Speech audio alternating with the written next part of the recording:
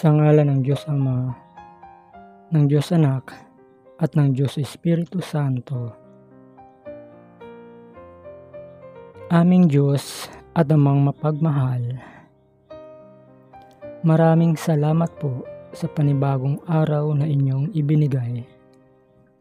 Salamat sa buhay, sa hininga, at sa lahat ng biyayang aming natatanggap, maging malaki man o maliit. Sa gitna ng mga pagsubok, patuloy ninyong pinaparamdam ang inyong kabutihan at pagmamahal. Naway maging daan ang aming mga gawa upang maipakita namin ang aming pasasalamat sa inyo. Sa pangalan ni Jesus, Amen. Sa ngalan ng Diyos Ama, ng Diyos Anak, at ng Diyos Espiritu Santo.